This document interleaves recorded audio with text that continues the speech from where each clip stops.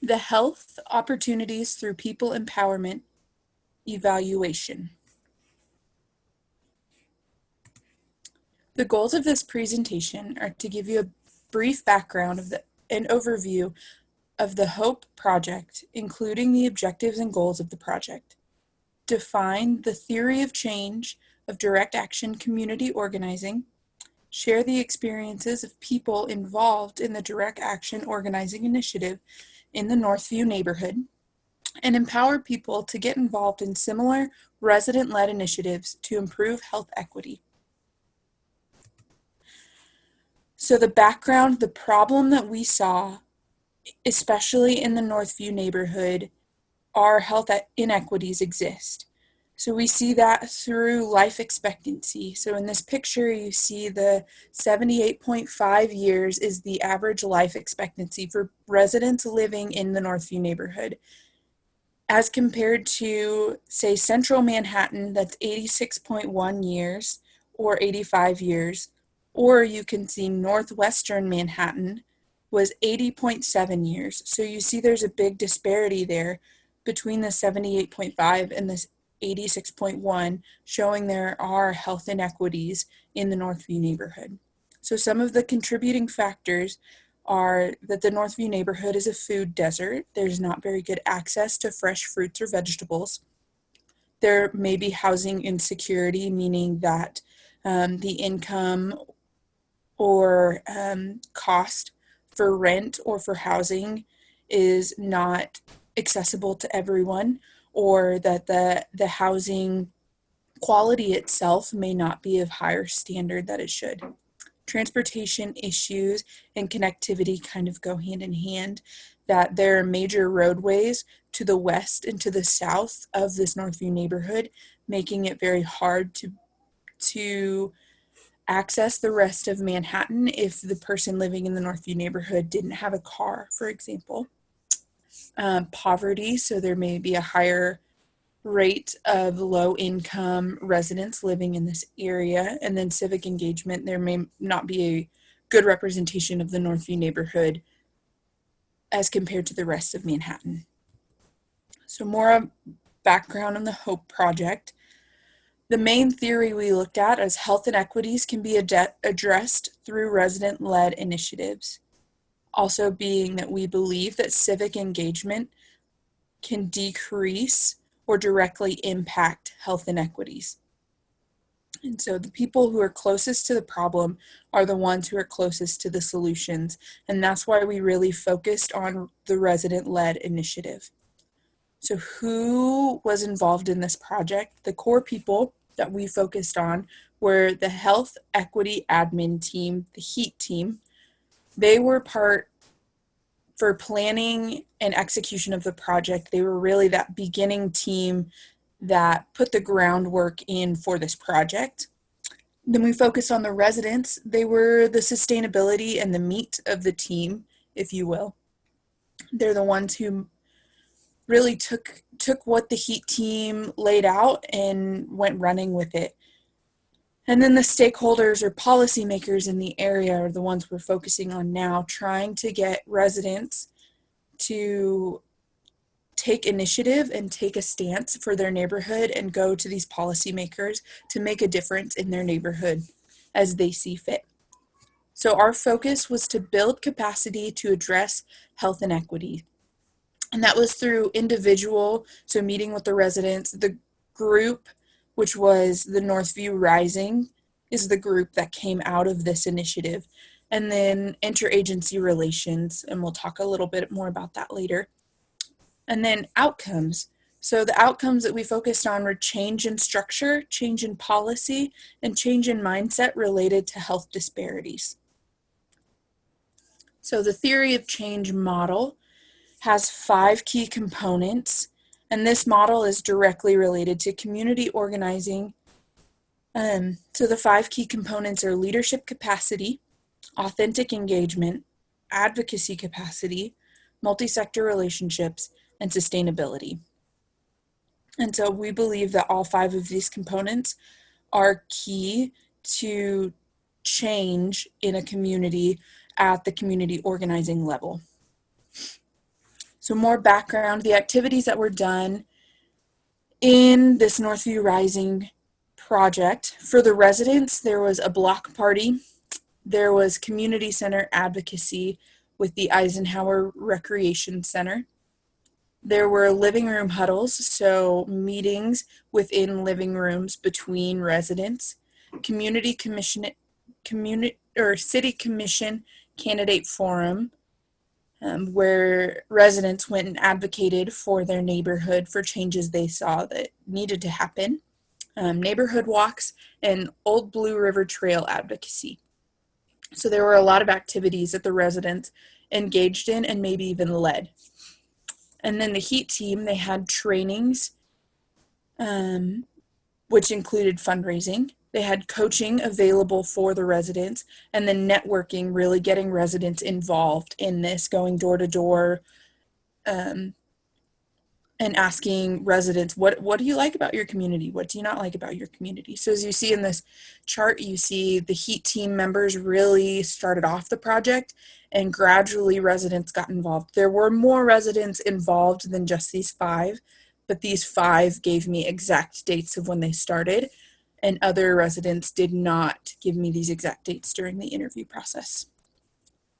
So what was our research question? The purpose of this evaluation is to specifically to identify how do activities of the project align with the theory of change, what was working, what was not working, and what are the most important considerations for resident-led community organizing. So the methods for this evaluation process, it was a rapid evaluation conducted. It was very quick over the span of a couple months. 26 key members and stakeholders were interviewed face-to-face. And then interview questions were based on an appreciative inquiry model. So getting at what went well in this project? What would you have liked to have seen? Questions like that. And then answers from interviews were analyzed and compared. They were split into 3 different sections. Based on HEAT team, residents, and key stakeholders. And then those common themes from each of those big groups were extracted. So these are our results. Pertaining to question 1, how do they align or represent our theory of change? So that first component, the leadership capacity, these are all coming from the interviews from the residents. And so residents said that they felt as though they established roles and leadership from being a part of this. So asking the residents, how do you feel like you got involved? And the residents really stating, well, I had a leadership role. I was on a leadership team. I was doing things. And there was also this leadership concept. And the whole concept of this group is to try and give everybody the same voice, the same level of involvement in decision making, and make them feel like they are a part of what is being done. And that was a quote from a resident interview. And so there was this real open leadership concept of there wasn't a hierarchy, but more of everybody got to sit at the table. Everybody got to talk about what they felt like they wanted for their neighborhood. Everybody got to cast the vision together. And then there's this authentic engagement. So there were door-to-door canvassing where the community liaison, he was really the bridge between the HEAT team and the residents. He went with people and went door to door, knocking on doors. What do you like about your community? What do you not like about where you live? What do you want to see changed? And so that really got the residents involved. And then the living room huddles was another good way of getting residents together and getting them involved with one another. One resident said that she had lived there for 7 years and finally had a reason to go knock on her neighbor's door to invite them over for dinner. And so this was a really good way to engage the community from an outside perspective, but also for the community to engage together. And this picture is the man standing as one of the residents in the People's Forum, the community or the city commission forum.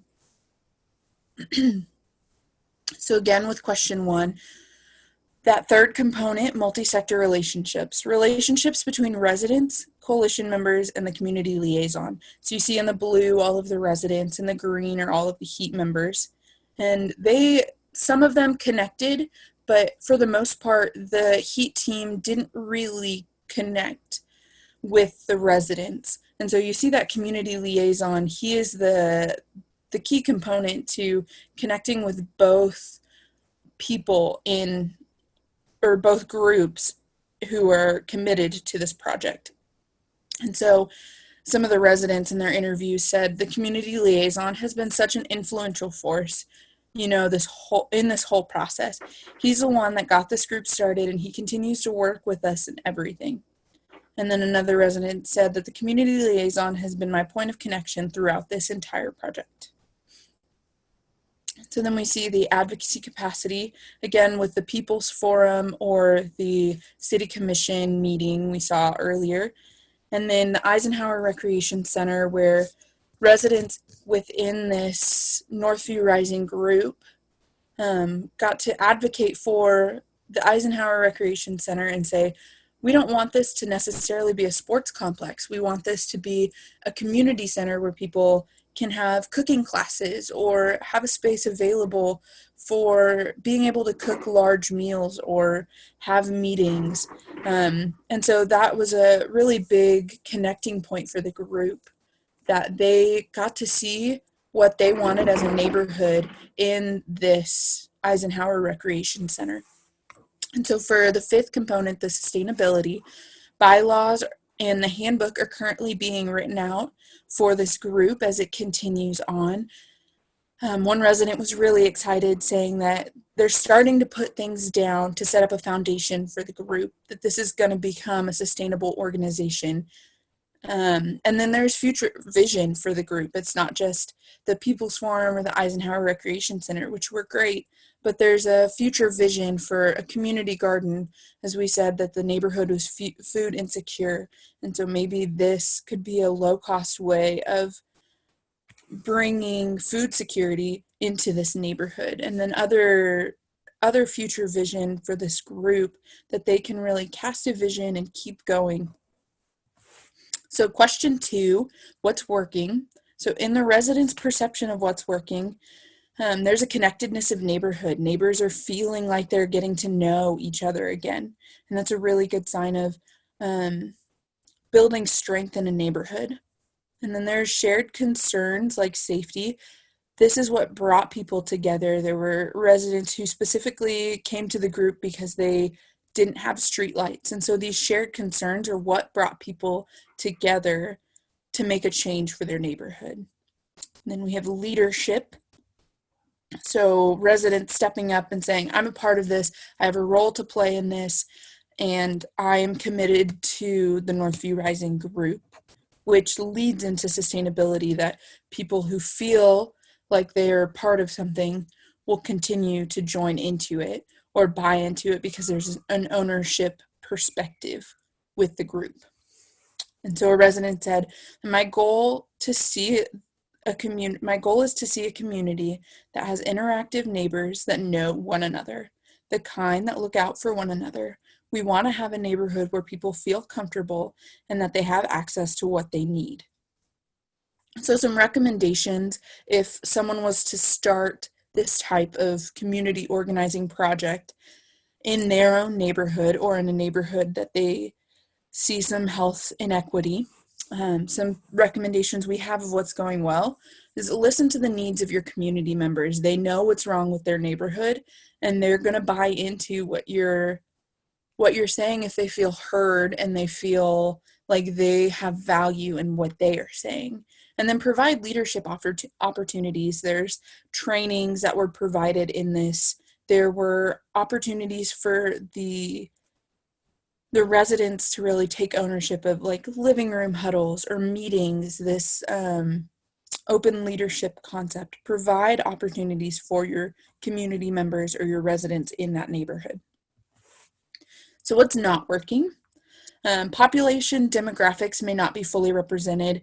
So within the organization, there may not have a total representation of the demographics from that neighborhood. So there's a significant Hispanic population in that neighborhood that may not be fully represented in this Northview Rising group. So a recommendation we have is to know the demographics of the neighborhood that you are looking to do this community organizing in, and reach out to those people, bring those people in who have those concerns. And this may be difficult if people are working multiple jobs or people are single parents and provide childcare.